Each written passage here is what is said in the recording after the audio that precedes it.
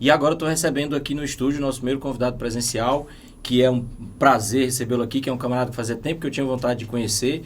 E acabei de descobrir que além do cabo ser destemido, ele é gaiato, porque ele disse que não tem preconceito com ninguém, nem com professor de física. Então tudo bem, eu vou ter que aceitar esta daí, que o cabo é engraçado. O Rosier Alexandre, que a minha história com o Rosier Alexandre é assim. Nós acabamos de nos conhecer, mas eu já acompanho a história dele, como muitos de vocês também acompanham, por conta do projeto Sete Cumes. E notadamente dessa última etapa de escalar o Monte Everest. Todos os colegas professores de física, em algum momento durante o ano, têm que fazer referência ao Everest. Por quê? Porque é conteúdo comum da sala de aula a gente falar sobre temperatura, pressão e altitude. E a gente está falando de uma coisa que a gente viu nos livros, e aqui tem um camarada para contar a história, porque ele foi lá e escalou 8.848 metros de altitude. Exato. E aí, a primeira coisa que eu queria perguntar é se é verdade que não dá para cozinhar ovo lá em cima, porque a água ferve fria demais. É bem verdade. Na verdade, a comida que a gente usa na montanha é liofilizada. O que é o liofilizado? É uma comida já pré-cozida que a gente vai só reidratar. Porém, se reidratar com água quente, água fervendo. Quando a gente reidrata essa comida a 3, 4, 5, 6 mil metros, ela fica uma delícia. Quando a gente passa a reidratá-la a 7, 7.500 ou 8 mil metros, a comida fica horrível. Por quê? Porque a água não consegue nem se aproximar de 100 graus. Então, essa reidratação com ela a 60, 70 graus, você come meio com aquele gosto de cru. Uma das coisas que a gente fala sempre, e é engraçado como é uma coisa de linguagem. O menino, quando ele... Todos nós, nas aulas de ciência lá no ensino fundamental, a gente, quando fala 100 graus Celsius, a gente já pensa na água fervendo. Água fervendo. E porque a gente só pensa na temperatura. E depois a gente vai pensar na influência da pressão. Então, nós agora estamos aqui falando de Fortaleza, nós estamos no Ceará, nós estamos ao nível do mar. Então, a pressão de um ATM. À medida que você vai subindo, então você vai ficando cada vez menos mergulhado na atmosfera, a pressão atmosférica vai diminuindo, e isso facilita com que as moléculas de água vão se soltando, então isso faz com que a água ferva mais fácil. Então você não precisa aquecer a água até 100 graus Celsius e consequentemente, tu não vai ter essa água tão quente quando ela mudar de temperatura, vai influenciar, como ele está dizendo, no próprio preparo dos alimentos. Claro. 8.848 metros. 8.848. O que é que tem mais de física lá que o cabo sente na pele? Pior, o oxigênio. O ar, isso que você acabou de explicar, à medida que vai diminuindo a pressão, é como se o ar nosso aqui no nível do mar está compactado, é bem denso. Quando você vai subindo, vai tirando essa pressão de cima dele, quando vai diminuindo a pressão, ele vai ficando bem ralo. E essa rarefação do ar é o grande problema nosso. A gente continua precisando da mesma quantidade e até mais oxigênio, porque a gente está em altitude. Fisiologicamente queimando muito mais energia e eu tenho muito menos oxigênio. Aí, eis o que você vai fazer.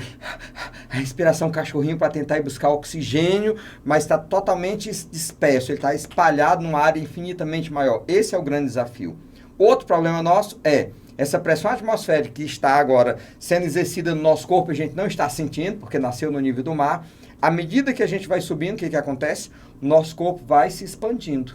Igual uma garrafa. Quem pegar uma garrafa de água mineral, por exemplo, esvaziou e fechou ela aqui, à medida que você vai subindo, você percebe que ela está se expandindo. Ou o contrário, você fecha ela vazia a 5 mil metros de altitude, com 3 mil metros você já vê isso muito facilmente. Quando você chega no nível do mar, ela está toda esmagada. E esse grande problema pra gente, à medida que eu vou subindo, meu corpo vai inchando, nosso corpo não foi feito para estar inchado dessa forma. Aí você tem uma série de problemas, começa a inchar o cérebro, pode começar a acumular água nos pulmões, aí vem edema pulmonar, edema cerebral, edema periférico, tuas mãos inchar todas. Quem usa anel na montanha não pode nem pensar em usar, porque o teu dedo pode inchar e ficar preso, prender a circulação. Tem o efeito da altitude, a pressão vai mostrando claramente assim, o poder dela sobre o nosso corpo. E como é que lida com isso? Aclimatação. Nosso corpo é uma máquina perfeita. Perfeita. À medida que a gente dá tempo para ele se aclimatar, ele vai reagindo de diversas formas para te ajudar. O grande problema algumas reações são positivas, outras nem tanto. Por exemplo, na medida que a gente começa a subir, tem menos oxigênio, o teu corpo vai procurar meios, ou que fisiologicamente alguns biólogos, ele vai buscar mais soldadinhos para capturar mais oxigênio. E esses soldadinhos são as hemácias. E essas hemácias, à medida que elas vão se multiplicando, o teu sangue também vai ficando mais denso. E essa densidade vai fazer o teu coração bater com muito mais dificuldade. E aí também precisa mais tempo para que o teu corpo consiga reagir a toda essa mudança. Viver com menos oxigênio, com menos pressão atmosférica. Teu olho incha. Nos primeiros dias que você chega a 3, 4 mil metros de altitude, teu olho quer fechar assim, muito rapidamente. Você sente a mão inchar, o teu corpo todo. E aí só tem um jeito. Descansa, para. Fisiologicamente existe uma unidade que é, em média, o nosso corpo consegue aclimatar-se para 300, 400 metros de onde você está a mais. Ou seja, eu cometi esse erro, vivenciei a experiência na pele. Saí de 3 mil metros para 4.200. Eu sabia... Um estirão. Eu tinha estudado no estirão, em um único dia. Eu fiz menos de 24 horas. Eu sabia que a partir de 3 mil metros, eu não devia ganhar mais do que 400, 500 metros. Eu fui para 1.200, paguei caro. Foram 3 dias de muito sofrimento. Eu tive que descer novamente, perder a altitude, para o corpo reagir e a partir daí subir os 400 ou 500 metros por dia, para finalmente dar tempo para o meu corpo reagir e se aclimatar. E isso nessa vez agora? Não, essa falha que eu cometi foi há 12 anos atrás, a primeira expedição que eu fiz. A partir de então, paguei um preço caro, mas aprendi. A partir de então, todas as expedições eu fiz uma aclimatação no tempo certo.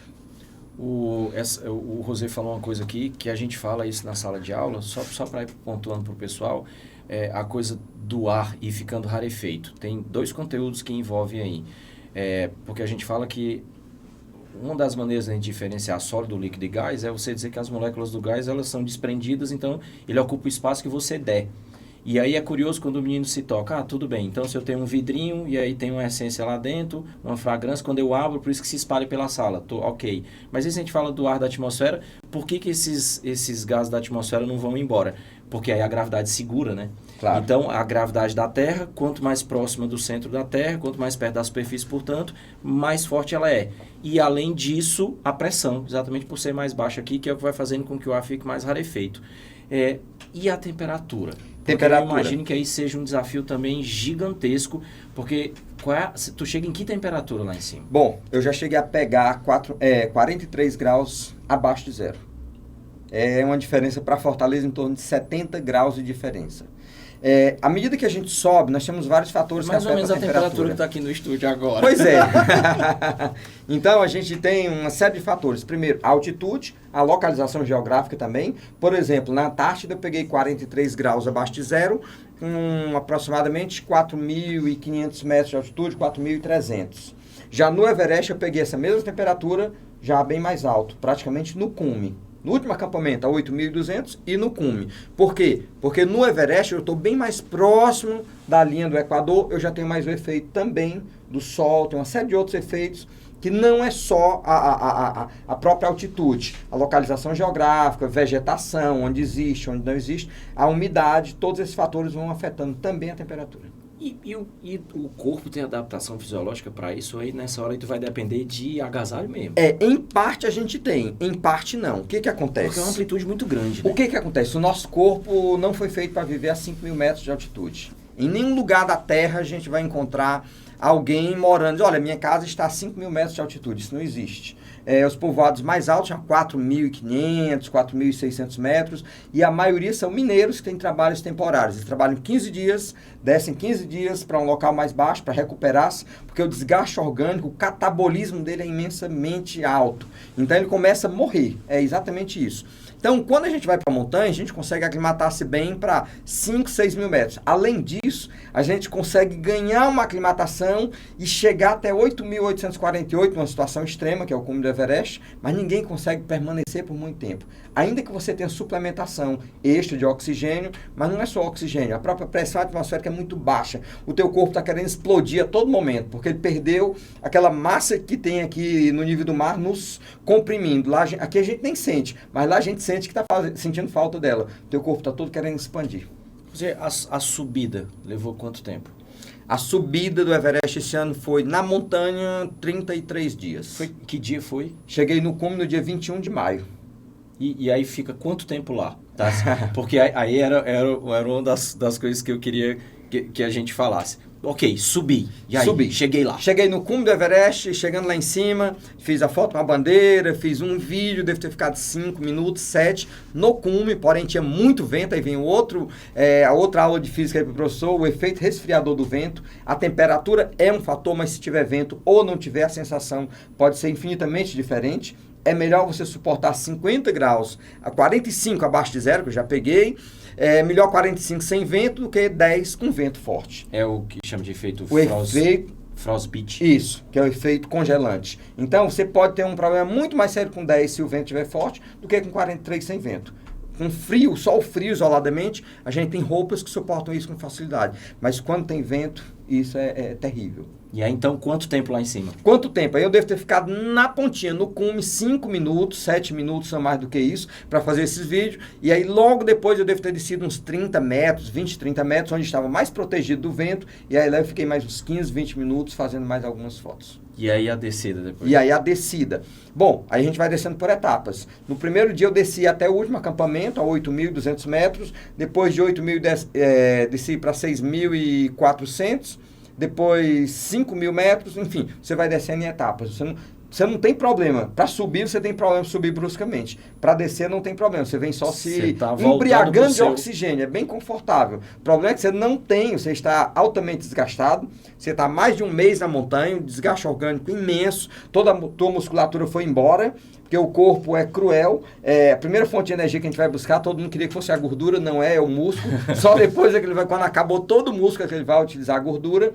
Então você perdeu toda a massa muscular, perdeu força. Então a descida é muito perigosa. Pra você ter uma ideia, a gente usa só 20% do tempo para descer, mas concentra 80% das mortes nesse momento. Então por isso que a descida tem que ser suave, tem que ser gradativa para evitar um acidente. Fisiologicamente não tem problema. Se tivesse um trenzinho para você descer numa tirolesa, num elevador, pode descer rápido, sem problema. O problema é o acidente. A gente está recebendo uma pergunta aqui do Pedro Henrique. É isso. A viagem toda, então, a subida e descida, quanto tempo? Quanto tempo durou toda a viagem? Foram 61 dias, desde a saída do Brasil ao retorno de volta. Porém, eu fiquei uns 10, 12 dias ainda em área urbana, cuidando de toda a parte burocrática, com o governo, autorizações, as licenças de escalada. E aí, depois, a aproximação da montanha em carro, mas na montanha, propriamente dito, foram 36 dias. Caramba. E aí eu fiz essa pergunta do quanto tempo fica lá em cima, porque aí vem...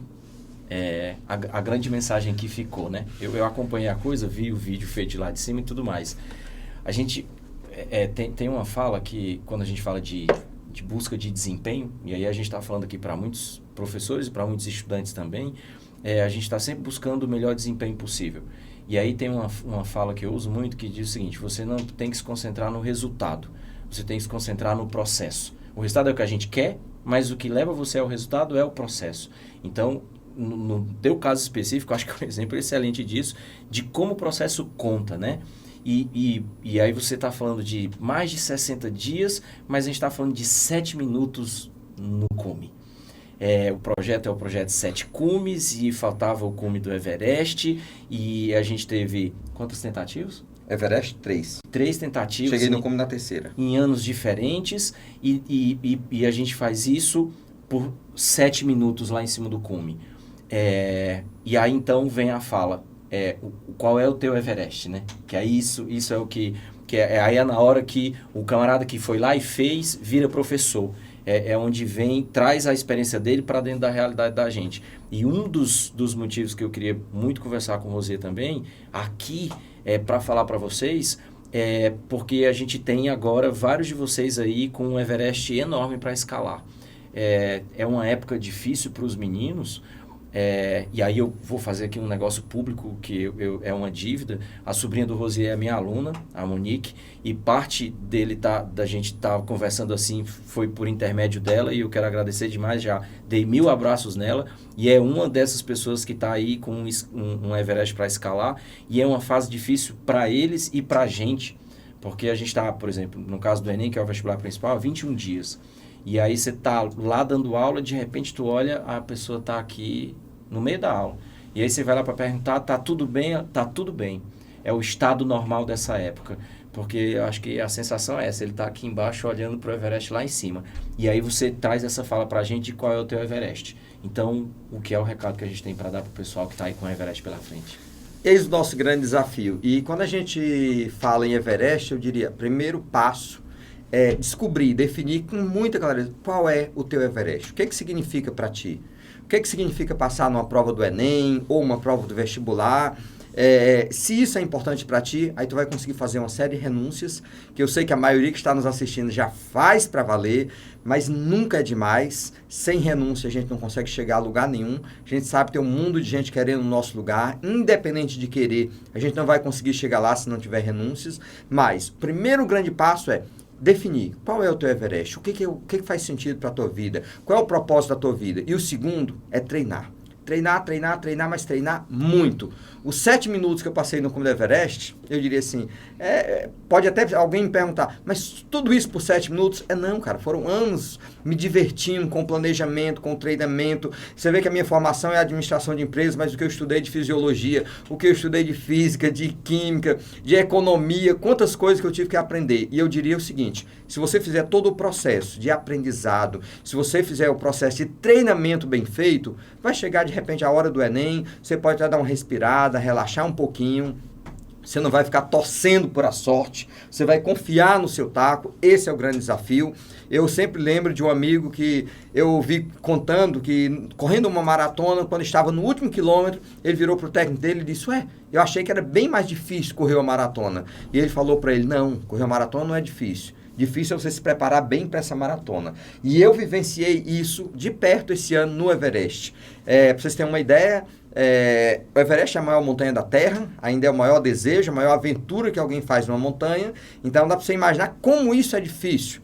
Até hoje, somente 16 brasileiros tiveram o privilégio de botar os pés no cume do Everest. Eu fui o 12º sul-americano a escalar a maior montanha de cada continente. Então, é um grupo muito pequeno, muito seleto. E no último dia, que é o mais difícil, o dia de partir do último acampamento até o cume e retornar, eu não sei de onde, mas eu tinha energia de sobra. O meu guia me segurou e eu fiquei me perguntando de onde veio tanta energia. Escalar o Everest é fácil.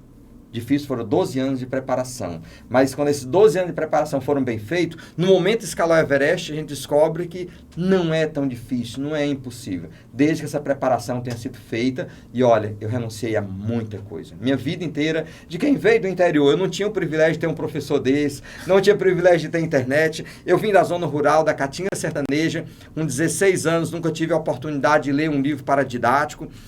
O ponto mais crítico que eu tinha dos meus professores numa aula, quando eu comecei a estudar, era já na 8ª série, o professor jogar no quadro 20 perguntas com resposta, vai para casa e decora que 10 é a prova. Então imagina só, gente, quanta dificuldade. Eu tive que renunciar a muita coisa para compensar estudando, lendo. O primeiro livro que eu li foi rodando em várias livrarias. Eu li um capítulo numa, ficava com vergonha, fechava, ia em outra livraria para continuar lendo o segundo capítulo, para conseguir conquistar uma vida digna. Então, assim, renunciei a tanta coisa, mas valeu a pena. O preço que eu paguei é infinitamente menor do que o valor da conquista. Então, o que eu diria? E tem um detalhe, se não for agora que você passa no Enem, relaxa. Eu também, várias dessas montanhas, o Everest foram 3 tentativas e não foram erros meus.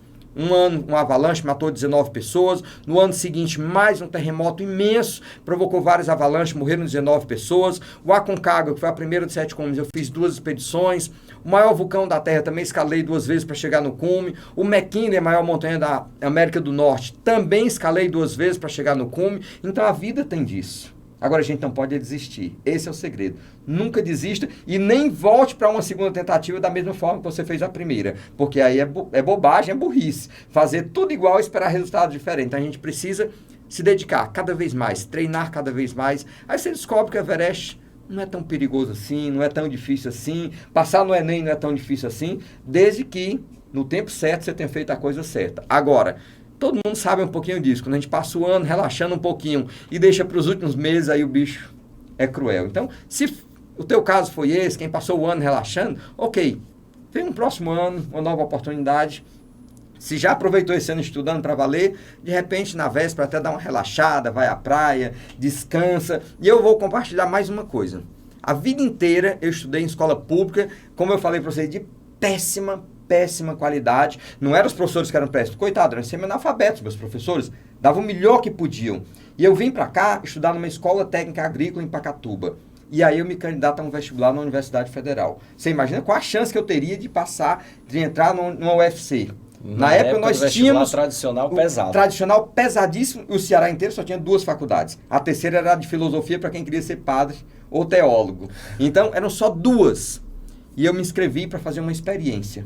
Mas eu estudei para valer o semestre inteiro me matando de estudar. E no meio do ano fui fazer a prova. Mas a minha esperança pequena ainda era no vestibular do começo do ano. Tínhamos 2 por ano. Mas em junho fui fazer o vestibular do meio do ano. Mas ia com relativa tranquilidade que não tinha cobrança. Acredito, fui o 24º colocado.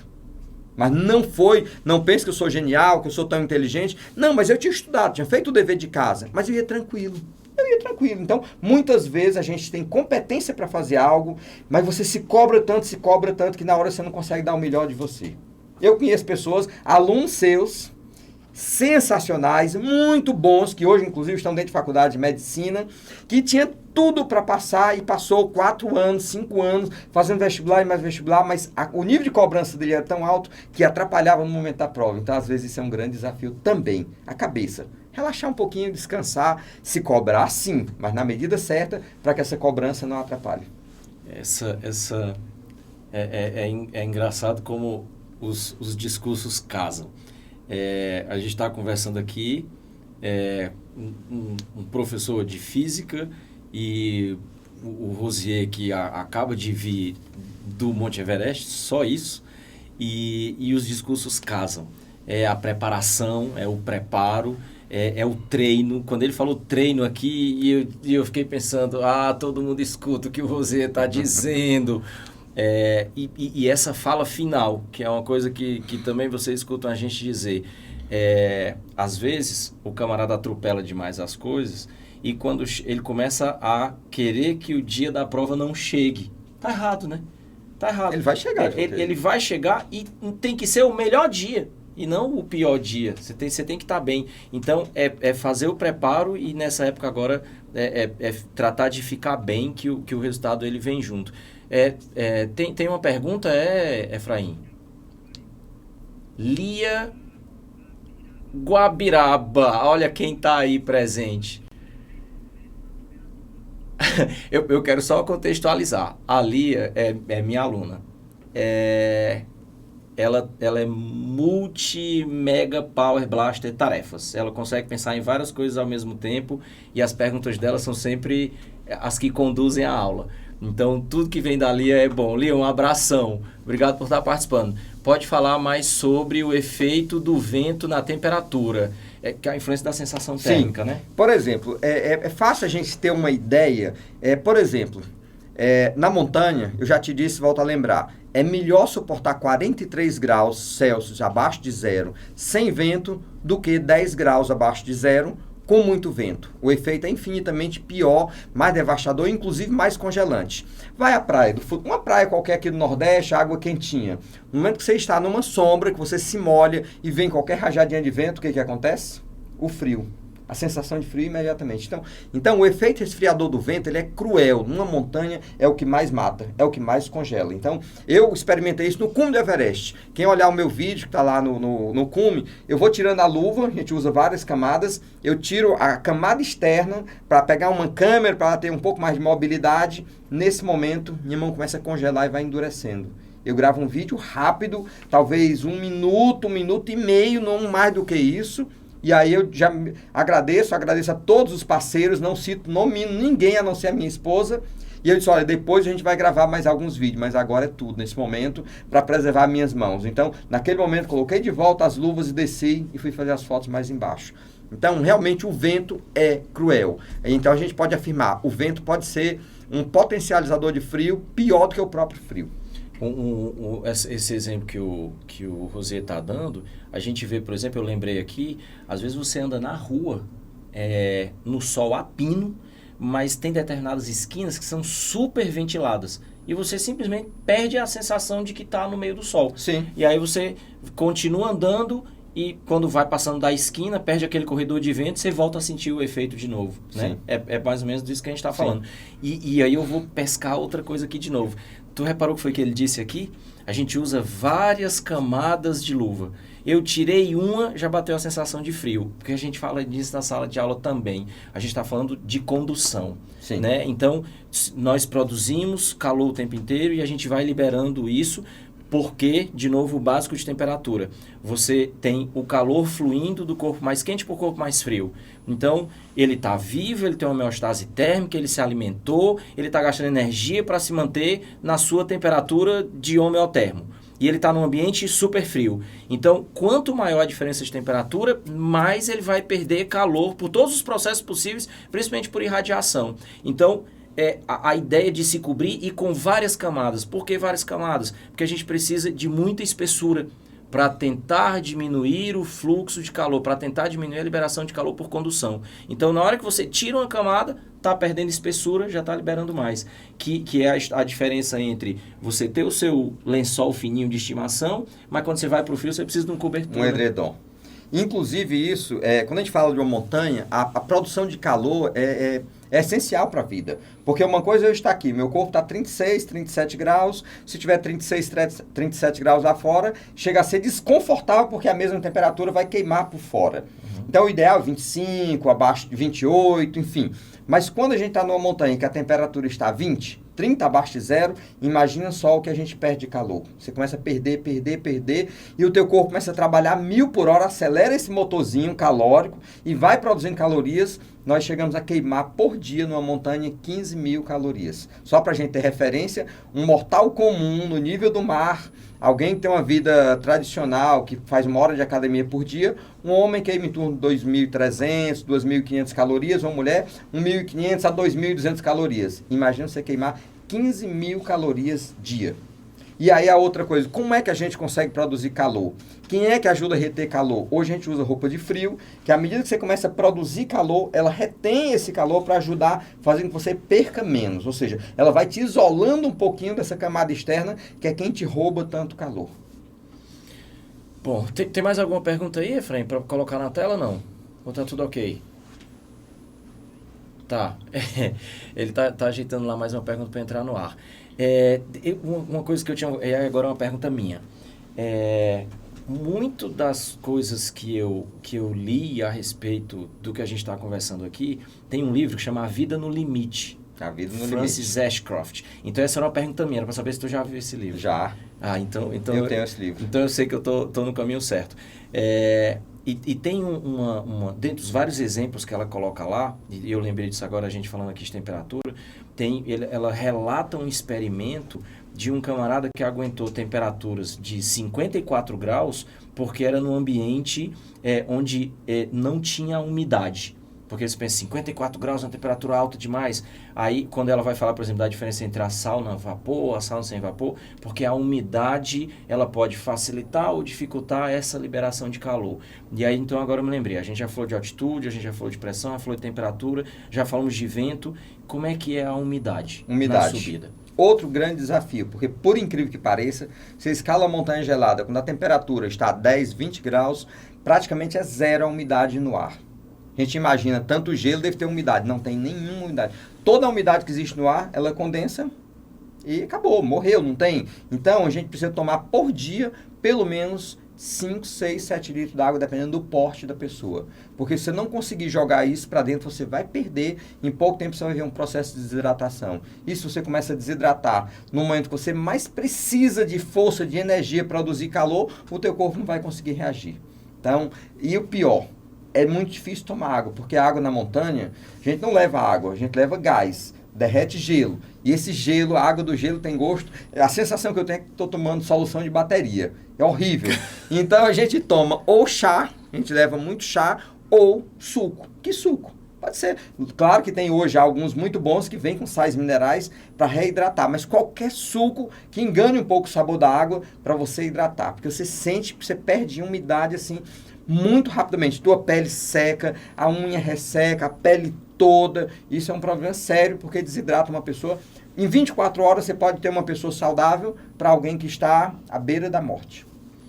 E, Rosier, 7 cumes. 7 cumes. Então já foram todos 7. Foram. O maior de cada continente já foram. E agora isso tudo vai para livro para a gente ler? Vai para livro. Eu já li a Francis Ashcroft, agora eu quero ler Rosier Alexandre. Vai. Próximo ano sai um livro sobre isso. Na verdade, próximo ano vai sair um livro sobre as 3 expedições do Everest, porque afinal de contas, eu imaginava concluir nos 7 cumes, eu escrever um livro que contasse todos, porque o primeiro livro foi sobre o Aconcagua. Inclusive, nós vamos sortear um para quem está nos assistindo. Sim, é um presente que a gente tem aí que o Rosier trouxe para vocês. O Sentinela de Pedra, a gente vai fazer um sorteio dele.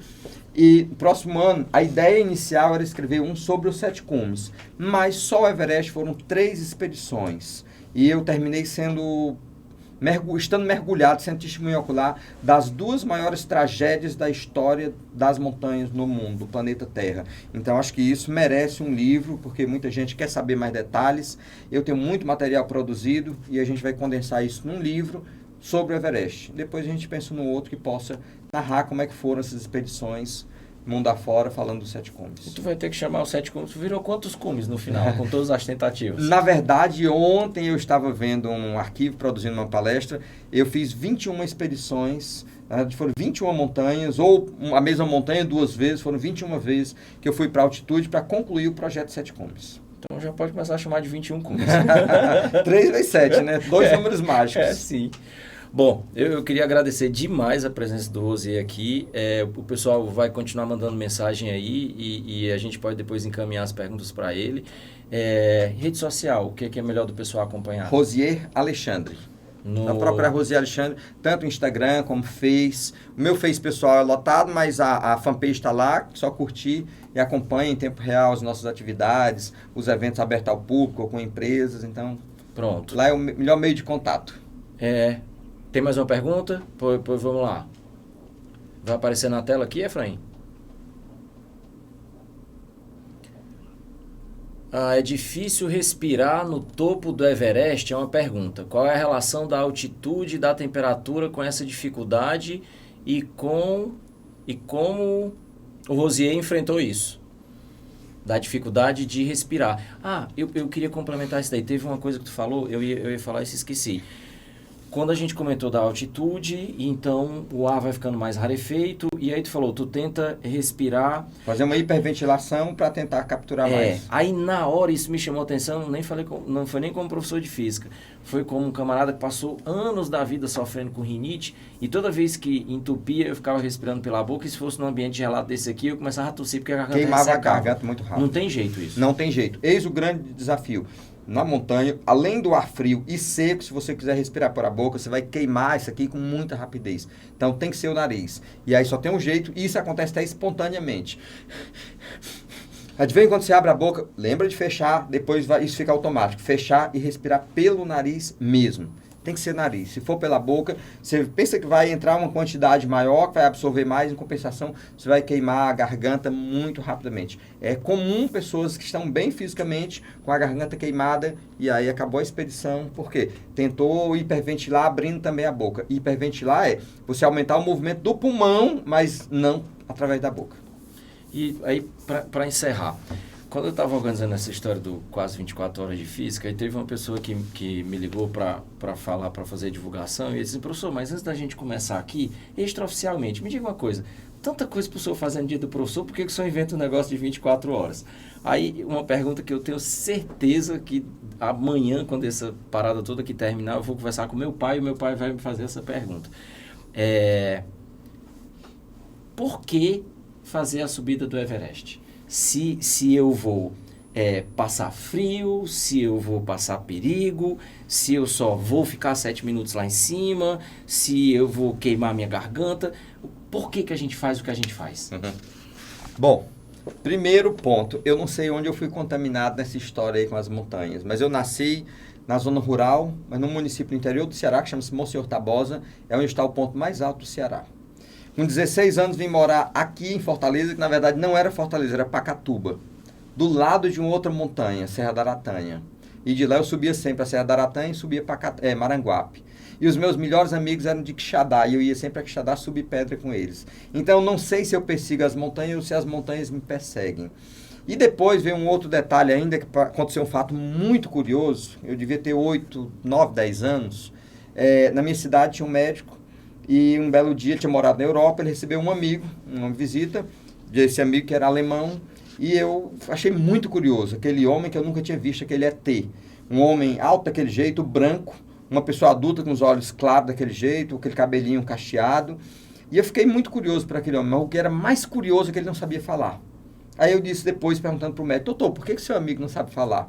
Ele disse, não, ele sabe falar, que ele fala outro idioma. E aí eu perguntei, que diabo é idioma? Aí esse idioma é o que as pessoas que moram em outros países falam, a maneira deles falarem isso. E o que é país?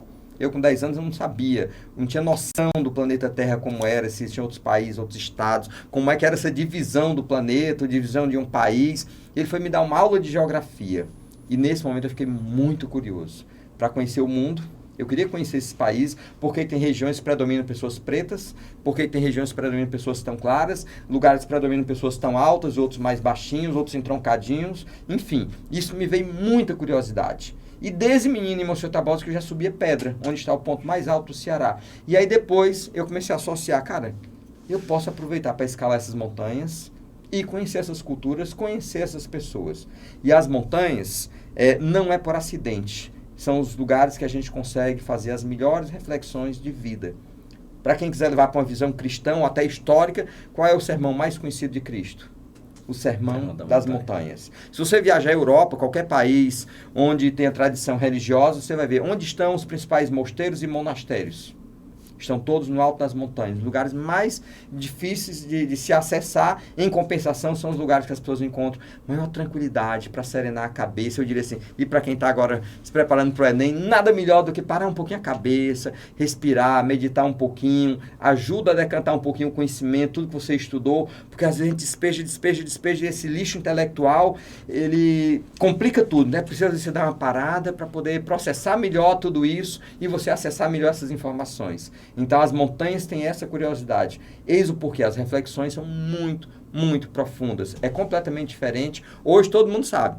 Você senta numa mesa para estudar, não precisa mais do que um celular para você encontrar centenas de estímulos para você parar. A quantidade de grupos que a gente participa no WhatsApp, as redes sociais, não precisa nem ninguém telefonar, não precisa chamar. As redes sociais ali já estão para te distrair. E quando você vai para a montanha, você foge de tudo isso. Tá ali, você olha para dentro de você mesmo, você começa a pensar na vida, refletir. Então, assim, eis o porquê. Não são 7 minutos, é uma vida. É uma vida que você para, pensa, planeja. Foram muitos anos, então vale a pena. Não é simplesmente para chegar e tirar uma fotinha no cume do Everest. Eu diria, isso podia... Hoje ainda não vai alguém de helicóptero para lá, mas poderia ir. Não é o mesmo significado de você planejar, você escalar, você passar tantos dias dormindo dentro de uma barraca, passando todas aquelas privações. E a gente aprende até que a gente não precisa muito para ser feliz. O mundo consumista que o diga pra gente, que ensine pra gente. As pessoas acham que simplesmente comprar. Eu vou no shopping center e resolvo todas as minhas tristezas, todas as mágoas. Você vai esconder, vai entupir com alguma coisa em cima ali, mas não vai resolver. Não é o consumismo. Nada contra a gente consumir quando pode, isso não é um problema. O problema é quando você tem de fato um problema e você tenta esconder isso através do consumismo. Não vai resolver. Mas uma montanha pode ajudar a clarear muita coisa na vida de alguém. É aquela frase do Thoreau que diz, não é aquilo que você alcançou, né, mas é o que você se tornou para alcançar, né? Você se tornou para alcançar. E é uma coisa que casa muito com o que eu digo para os meninos, a gente não estuda para passar em prova, a gente estuda para ficar melhor. A gente estuda para... Entende o que a gente está conversando aqui? A gente estuda e a gente evolui com isso. Então, a minha fala com os meninos é sempre muito essa. A gente não estuda para passar em prova. A gente estuda para saber, para aprender, para ficar melhor, para aprender com tudo isso. E hoje eu sei que eu aprendi mais e eu estou felizão, porque era uma coisa que eu tinha muita vontade de fazer. A física hoje quem falou não fui eu, quem falou foi o Rosier. E até a fala do professor também não fui eu, foi o Rosier que falou. Eu queria agradecer demais a tua presença aqui e sei que o pessoal também curtiu pra caramba. A gente já colocou a história do livro aí nas redes sociais para fazer o sorteio e tudo. E eu vou ser pidão. Eu vou lhe pedir que depois a gente vai arranjar um tempo para a gente gravar vídeo falando sobre essa física aí para o pessoal, claro. Para cruzar aí as duas experiências. Estou agradecido demais, o pessoal continua com as perguntas aí. Efraim, chama um comercial, porque lá no Everest é frio, mas aqui no estúdio também é, e eu preciso tomar um cafezinho, viu? E para vocês, Rosier acabou, mas eu vou aproveitar mais uma ali fora que eu tenho mais perguntas para fazer.